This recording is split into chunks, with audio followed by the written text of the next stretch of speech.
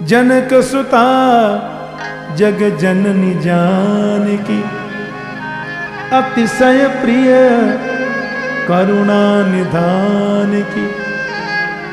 किता के युग पद कमल मनावो, जासु कृपा निर्मल मति पावो। निर्मल मति मांगो, निर्मल बुद्धि मांगो, निर्मल विचार मांगो, संत सेवा का भाव जगे मांगो। साईं इतना दीजिए जामे कुटुंब समाए, मैं भी भूखा ना रहूं और साधु न भूखा जाए। मांगना है तो ऐसा कुछ मांगो। और हम तो कहते हैं से क्यों मांगो, कोई मांग लो ना। भगवान से मांगने का झंझट ही खत्म, भगवान को ही मांग लो कि तुम ही मेरे। और देखो लिखा है, स्वयं परमात्मा का वचन है। भगवान कहते हैं कोई मुझसे योग मांगता है तो मैं कहता हूं योग ले जा भैया, लो छुट्टी। कोई मुझसे भोग वैभव मांगता है तो देता हूं। कोई मुझसे ऐश्वर्य मांगता है तो देता हूं। लेकिन जो कुछ नहीं मांगता है ना, उसको मैं अपने आप को दे देता हूं। भगवान का कहना है। हमारी ब्रजभाषा का गीत है, योग चाहे तो योग दे डारूं, भोग चाहे तो भोग दे टारूं, मुक्ति चाहे तो मुक्ति दे डारूं, पर भगत तो लेने न देन करे कछु, वाकू न टार्यो जाए। भक्त कोई लेन देन नहीं करता, भक्त तो भक्त है। प्रयास करो। और आपने तो सुनी है कथा, नृसिंह भगवान ने जब प्रहलाद को गले से लगाया, गोद में बिठाया, भागवत में लिखा। तो भगवान ने पहले खूब सिर पे हाथ घुमाया, फिर जीभ से प्रहलाद का खूब चाटा। प्यार करते नरसिंह बन के आए। और जब दोनों खुश हो गए भक्त, पहले तो प्रहलाद को भी थोड़ा सा, ब्रह्मा जी, वरुण जी, यम जी, शंकर जी सब भाग गए थे डर के मारे। तो प्रहलाद को डर तो नहीं लगा पर संकोच तो था ही। और भगवान ने जब खूब प्यार किया, फिर बोले मांग ले क्या चाहिए। तो प्रहलाद ने क्या मांगा मालूम है कि अधिराशि समय कामान वरास्त्वाम वरदर्शभ, कामानां हृदय संरोहम भवतस्तु व्रणेवरम। प्रहलाद बोले जो मांगूंगा सो दोगे? बोले देंगे। यानी बिल्कुल बोले हाँ देंगे। तो लाओ 3 वचन भर दो, जो मांगूंगा सो दोगे। भगवान बोले देंगे देंगे देंगे। ब्रह्मा बना देंगे, शंकर बना देंगे, इंद्र चंद्र सूरज जो बोलोगे बना देंगे, तुम तो मांग लो। तो प्रहलाद ने कहा देना है मेरे परमात्मा मुझे तो सिर्फ एक ही वर दे दो कि मेरे मन में जीवन पर्यंत आपसे कभी कुछ मांगने की इच्छा ही पैदा नहीं हो। बोलो जय श्री कृष्ण। ये मांगने का भाव जगे ही नहीं। और मांगू तो केवल तुमको मांगू, तुम्हारे चरणों को मांगू, दुनिया मांगनी क्या है? आप लोगों का दूसरा प्रश्न था, देखो एक बात और यहां बड़ी अच्छी कही है, भक्ति है परमात्मा की पत्नी। और लिखा है वासुदेवे भगवती भक्ति योग प्रयोजित जनयत्यासु वैराग्यम ज्ञानम च तदहैतुकम। भक्ति रूपी पत्नी को जब परमात्मा वासुदेव रूपी पति को हम समर्पित करते हैं तो 2 पुत्र होते हैं भक्ति के।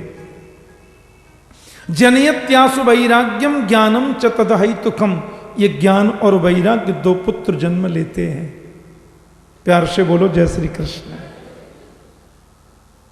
इसलिए भक्ति प्रभु को समर्पित करो। आप लोगों का दूसरा प्रश्न था किसको पूजें किसको छोड़ें। बोले निंदा किसी की मत करो, निष्ठा एक में कर लो।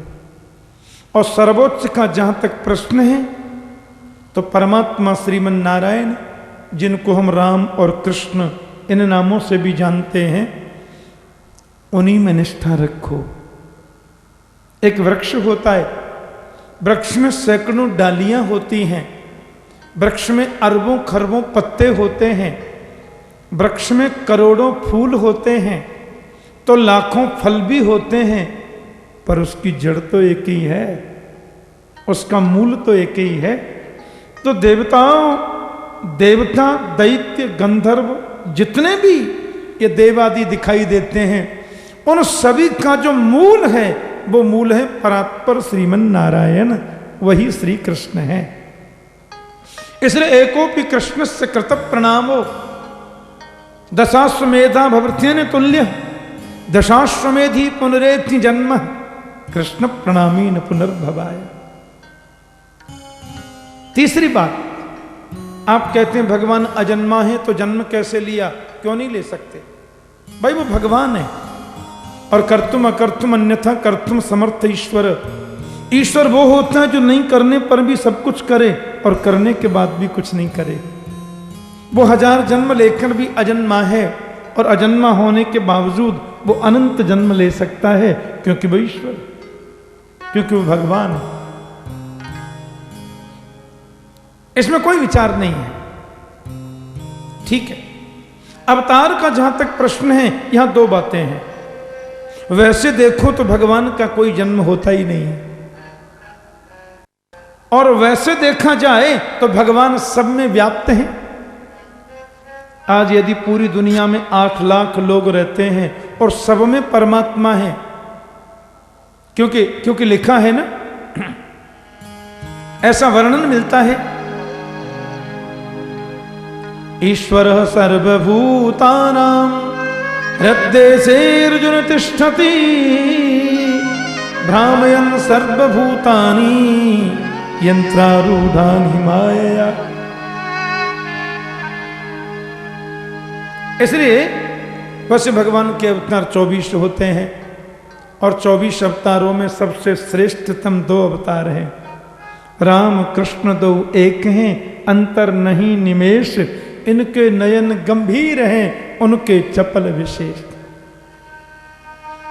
देखिए भगवान के 24 अवतारों में ये राम कृष्ण जो 2 हैं ना, ये दोनों हमारे चरित्र से, जीवन से बड़ा कनेक्शन रखते हैं। राम ने जो किया है वो करो, कृष्ण ने जो कहा है वो करो, आनंद आएगा। अच्छा, हमारे वैष्णव संतों में थोड़ा मनोविनोद तो होता रहता। वो कहेंगे मेरे राम जी बड़े, वो कहेंगे मेरे कृष्ण जी बड़े, और दोनों ही जानते हैं कि राम कृष्ण दोनों में अंतर नहीं है, फिर भी दोनों आनंद लेते। अब और की बात तो छोड़ो, गोस्वामी तुलसीदास जी और हमारे सूरदास जी दोनों समकालीन संत हैं। तो तुलसीदास जी महाराज भी विद्वान और सूरदास जी भी परम विद्वान। हमारे यहां तो कहते हैं कि सूर सूर तुलसी शशि उड़गन के शबदास, अब के कवि खद्योत सम जहां तहां करत प्रकाश। सूरदास जी तो सूरज हैं साक्षात, और तुलसीदास जी महाराज तो चंद्रमा है। कौन वर्णन करे इनकी महिमा। दोनों मिले, सूरदास जी बोले जय श्री कृष्ण, तुलसीदास जी बोले जय सिया राम। जय गोपाल, जय सिया राम। सुनो सूरदास जी, लाइन पे आ जाओ, इधर उधर मत भटको, सीताराम की शरण में आओगे तो कल्याण हो जाएगा। देखो तुलसी बाबा सब कुछ ठीक है, लेकिन कन्हैया के बारे में ये हम सुनेंगे नहीं। हाँ, गोविंद के चरणों के अलावा तो कहीं मुक्ति है ही नहीं, और मेरी सलाह मानो तो आप भी सब छोड़ के इधर ही आ जाओ। दोनों में रोज ये होता। तुलसीदास कहते सीताराम के भक्त बन जाओ, सूरदास जी कहते मेरे कन्हैया के चरणों में आ जाओ। एक दिन तुलसीदास जी बोले देखो रोज रोज का झगड़ा हमको अच्छा नहीं लगता है, आज तराजू लेके तोल के देख लो, जो भारी होगा वही भगवान है। सूरदास जी बोले वो कैसे तोलेंगे बताओ? बोले हम तराजू कहीं से लाते हैं, अपने इष्ट देव का नाम लेकर के तुम एक पल्ले में बैठ जाओ और अपने इष्ट देव का नाम लेकर मैं दूसरे पल्ले में बैठ जाऊं।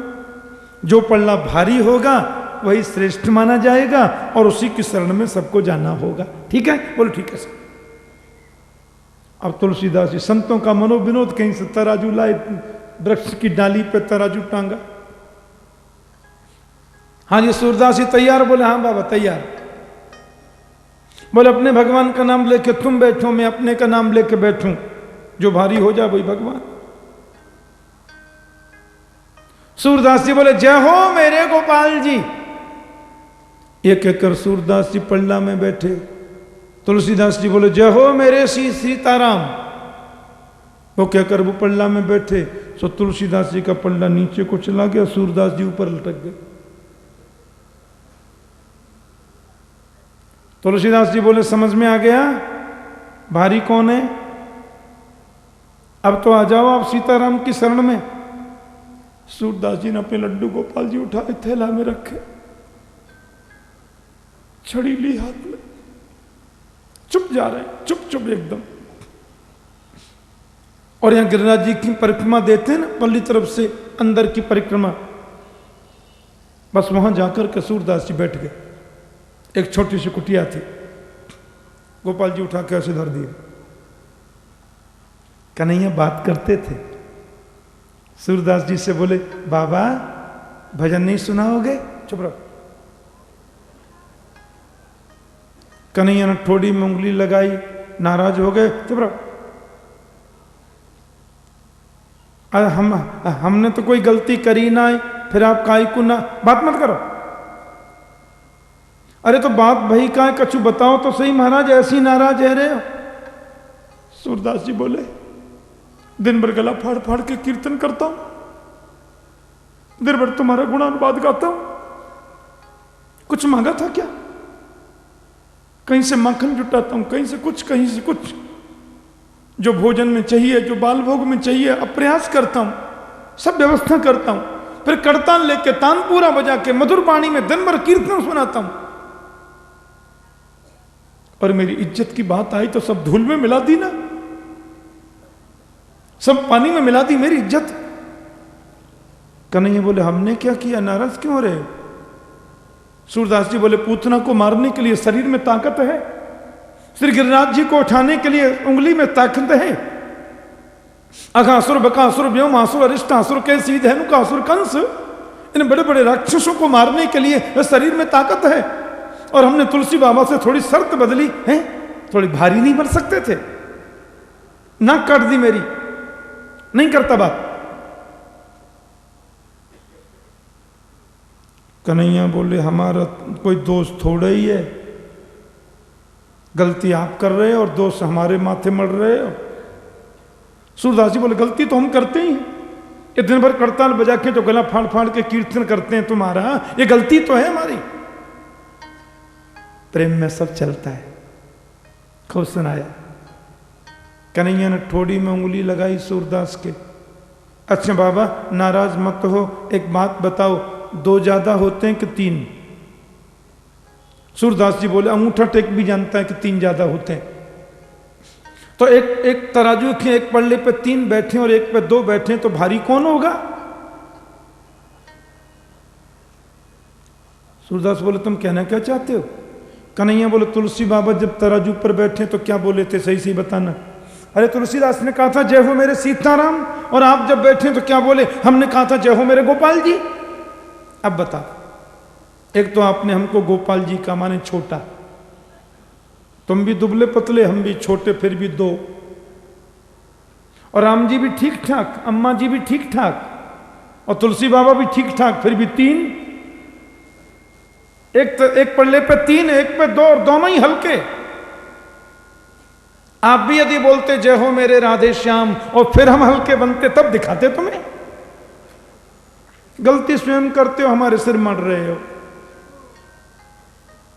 सूरदास जी ने गोपाल जी उठाए, थैला में रखे, और छड़ी पकड़ के महाराज जय श्री कृष्ण जय श्री कृष्ण जय श्री कृष्ण। तुलसी बाबा हैं क्या? पहुंच गए कुटिया पे। तुलसीदास जी बोले आओ आओ सूरदास जी पधारो। हाँ क्या निर्णय किया? बोले तराजू लाओ। महाराज जी गड़बड़ हो गई है, दोबारा तो लेंगे। हाँ, तुलसीदास जी बोले जिसने तुमको सिखा पढ़ा के भेजा है ना, मेरे को सब मालूम है, बार बार नहीं तुलते, वो तो एक ही बार तुला जाता है। हाँ, एक ही बार होता है, अब नहीं होगा।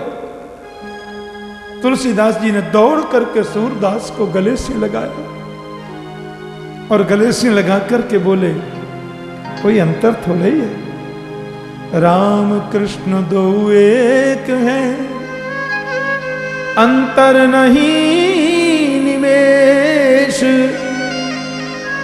इनके नयन गंभीर हैं, उनके चपल विशेष। दास रघुनाथ का नंद सुत का सखा, कुछ इधर भी रहा कुछ उधर भी रहा। दास रघुनाथ का नंद सुत का सखा, कुछ इधर भी रहा कुछ उधर भी रहा। दास रघुनाथ का नंद सुत का सखा, कुछ इधर भी रहा कुछ उधर भी रहा। दास रघुनाथ का नंद सुत का सखा, कुछ इधर भी हरि बोल कुछ उधर भी रहा। बिंदु जी का बड़ा सुंदर भाव है।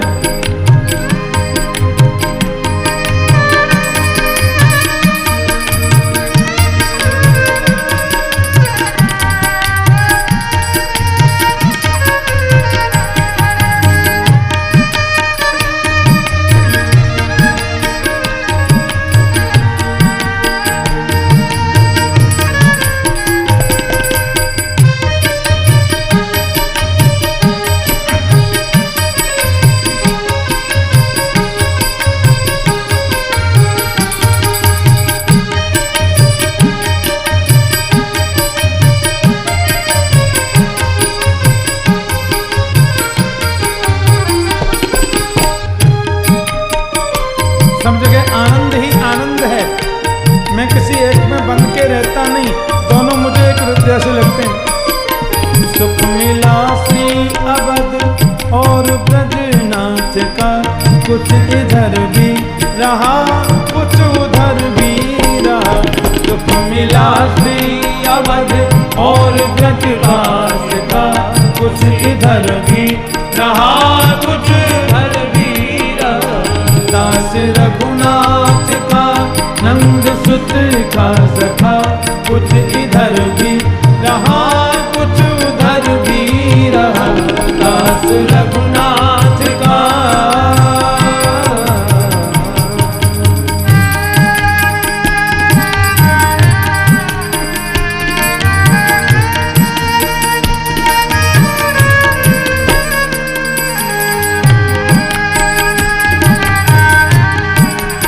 हरि हरि बोल।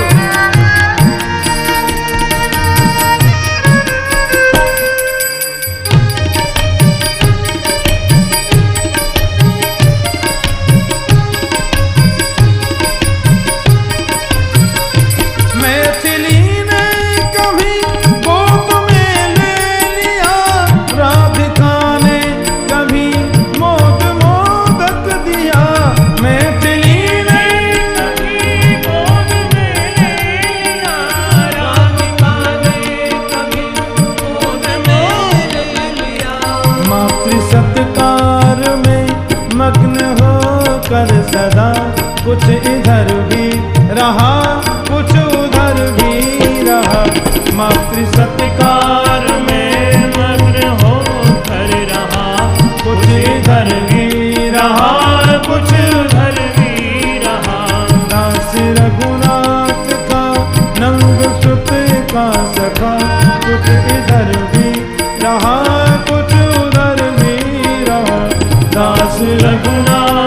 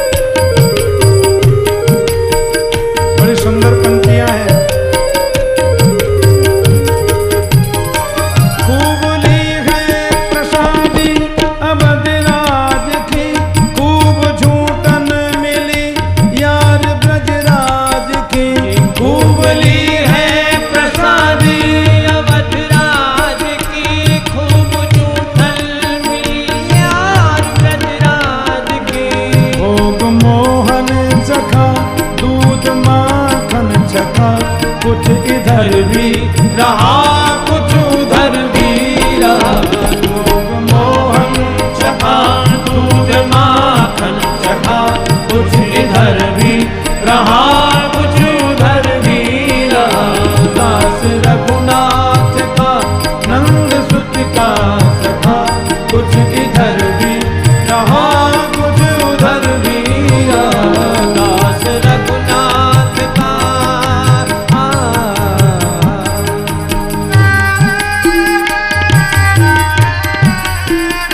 रामकृष्ण दोनों एक ही तो तत्व हैं।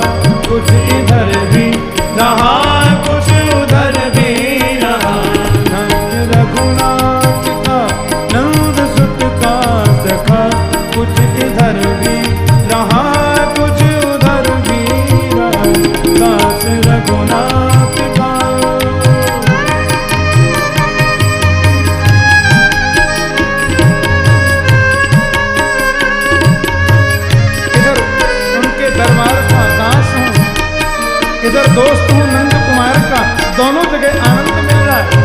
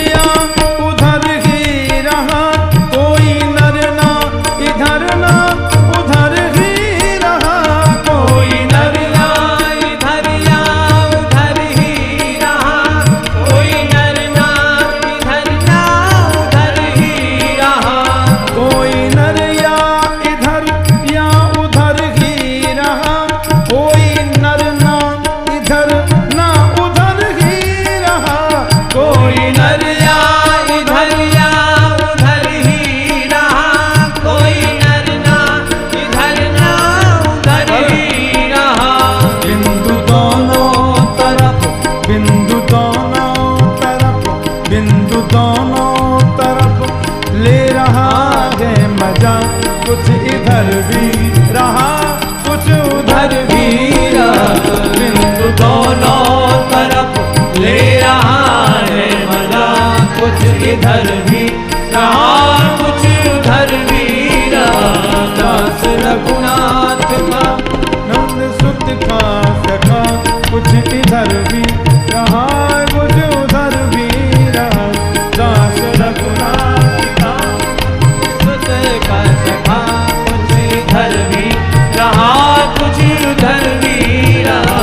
दास रघुनाथ का नंद सुत का सखा, कुछ इधर भी रहा कुछ उधर भी रहा।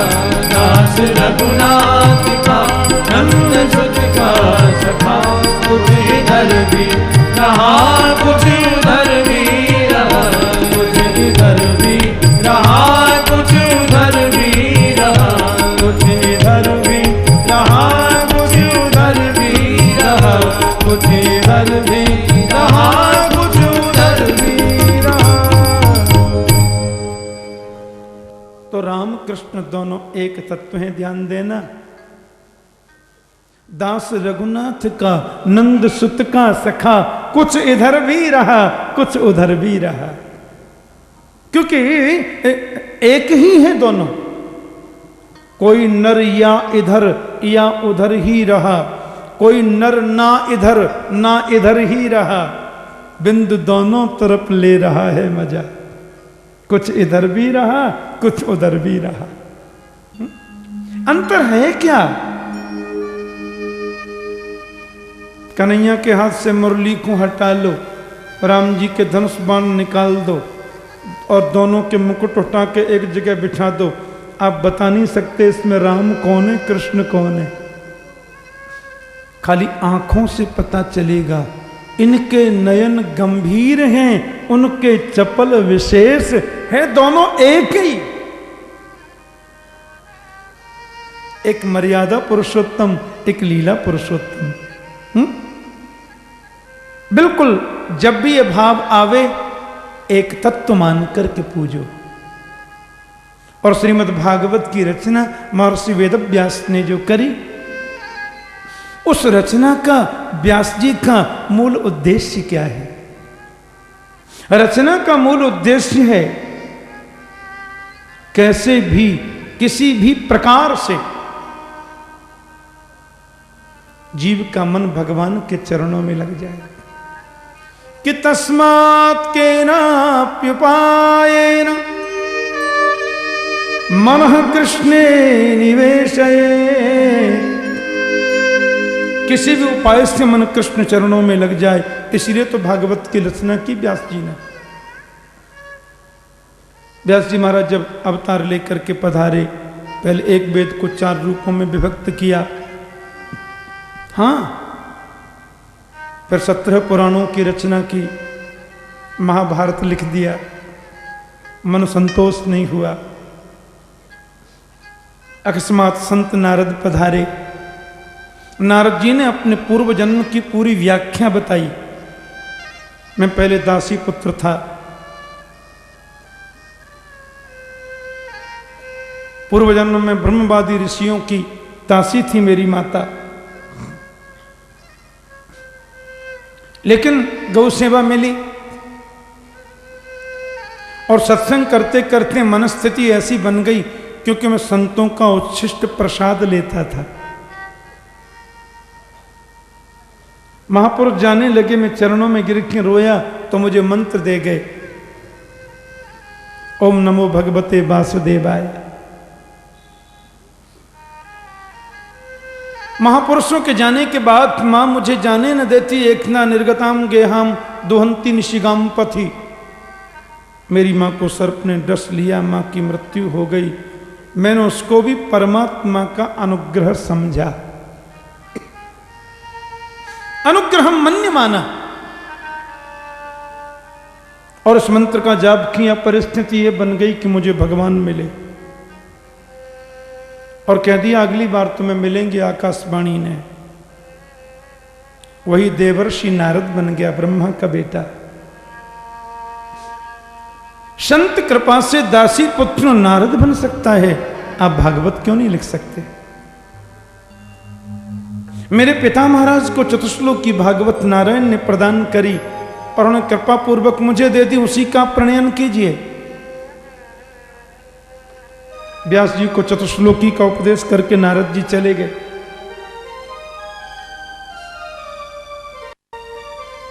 और वो 4 मंत्र ही नारद जी महाराज के द्वारा प्रदत्त व्यास ने 18,000 मंत्रों में परिणत कर दिए। लेकिन प्रश्न होता है, अब ये भागवत सुनाऊं किसे? तो व्यास के हृदय से आवाज निकली, भागवत को सर्वप्रथम पढ़ने का वही अधिकारी है जिसने काम क्रोध को जीता। और ऐसा कौन है? तो जवाब मिला, ऐसा तो आपका बेटा सुखदेव है और कोई नहीं है। सुखदेव के अलावा कौन हो सकता है? प्यार से बोलो जय श्री कृष्ण। पर वो तो निर्गुण निर्विकार निर्विशेष निधि ब्रह्म की समाधि में लगा हुआ है, क्या किया जाए? तो सुखदेव जी महाराज के पास में व्यास ने अपने शिष्यों को भेजा भागवत के कुछ चुनिंदा श्लोक उनको रटा दिए, क्योंकि 4 अंगुल की कौपीन भी जिसने त्याग दी, ऐसे परमहंस को भी खींचने की ताकत मेरे गोविंद की झांकी में है, मेरे परमात्मा की झांकी में है। और व्यास जी के शिष्यों ने उस श्लोक को गाया कि बरहा पीडम नटवर वपु कर्णयो कर्णिकारम विभ्रदवाशकनक कपिशम वैजयंतीं चमारा रंध्राल्वेणोरधर सुधया पूरयन् गोपवृन्दै वृन्दारण्यं स्वपदरमणं प्राविशद गीतकीर्ति। इस श्लोक में कृष्ण की सुंदरता का वर्णन है। और भगवान सुखदेव की समाधि टूटी और व्यास के शिष्यों से बोले, सुनो ये कौन है, आगे क्या हुआ? चेला बोले, हमको इतना ही आता है, आपको आगे सुनना है तो पिताजी के पास चलो, उनके पास तो ऐसे 18,000 मंत्र हैं। सुखदेव ने सोचा कोई सुंदर होगा तो अपने लिए होगा, अपन को क्या मतलब, फिर आंख बंद कर ली। व्यास जी बोले, क्या हुआ?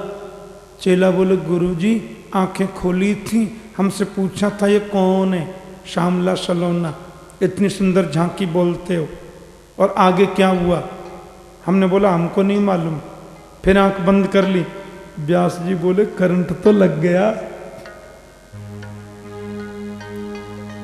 करंट लग गया, अब आना बाकी है। ये श्लोक जाके और गाओ। गोविंद मेरे सुंदर तो हैं, पर करुणा भी तो उनसे ज्यादा किसी में नहीं है। और ये मंत्र, दूसरे मंत्र में करुणा का वर्णन है कि अहो बकीयं स्तन कालकूटम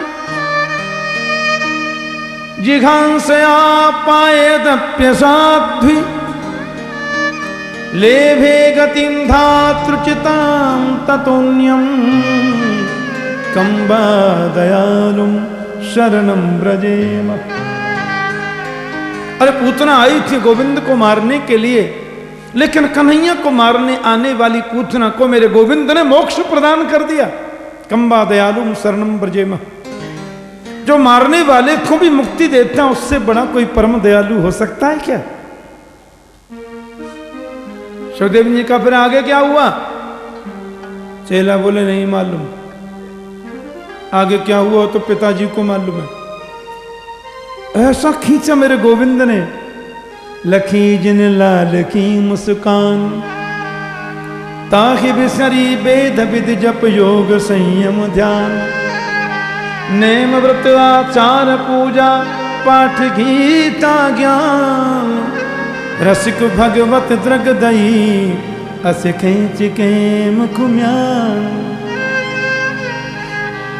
एक बार मेरे गोविंद की मुस्कुराहट को कोई देख ले, उसको दुनिया का सौंदर्य अच्छा नहीं लगता।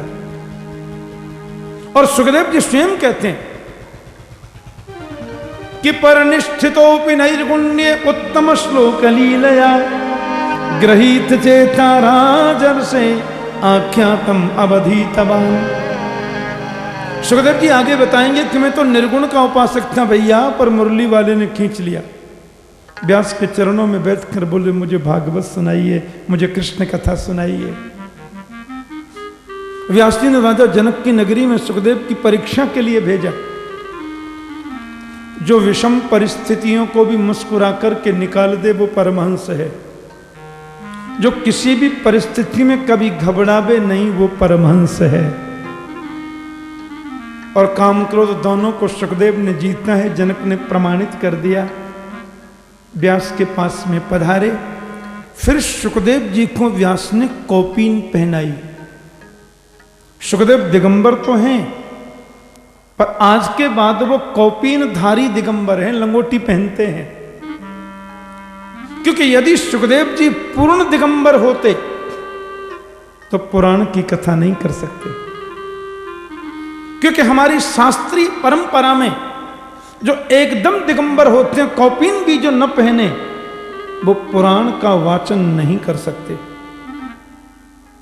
इसलिए अब तक तो सुखदेव जी पूर्ण दिगंबर थे, लेकिन जब भागवत का अध्ययन किया तो व्यास जी ने उनको कौपीन धारण करने का आदेश दिया।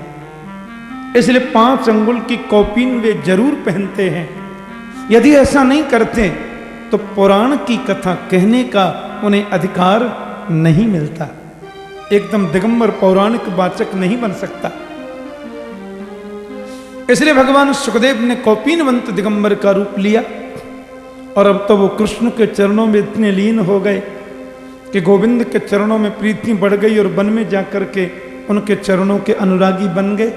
राजर्षि परीक्षित को जब 7 दिन में मरने का शाप लगा और कोई यह निर्णय न कर सके कि केवल 7 दिन में परीक्षित को मोक्ष कैसे मिले, तो वही भगवान सुखदेव जी पधारे और ऐसी कथा सुनाई, ऐसी कथा सुनाई, ऐसा प्रवचन किया कि 7 दिन में उनको मोक्ष मिल गया।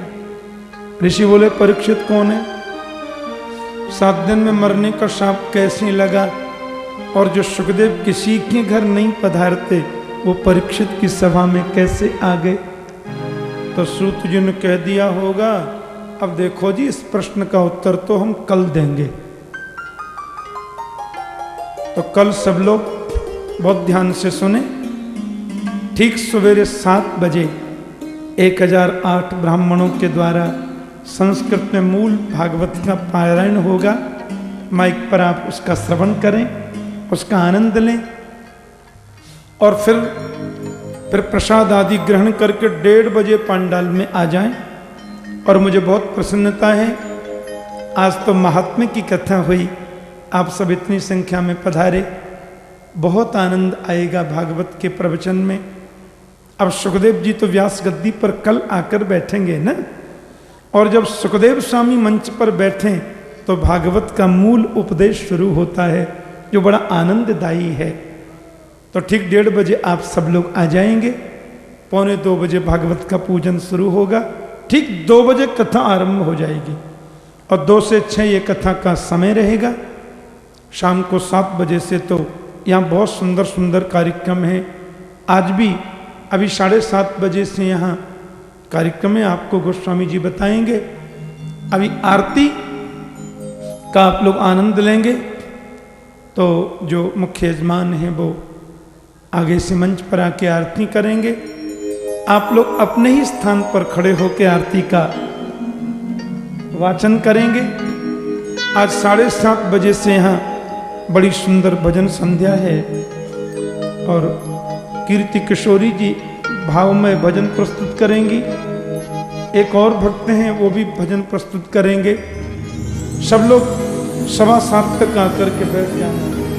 बोली बाल कृष्ण लाल की, श्री गोवर्धन नाथ की जय। जय जय श्री राधे, जय जय श्री राधे, जय जय श्री राधे।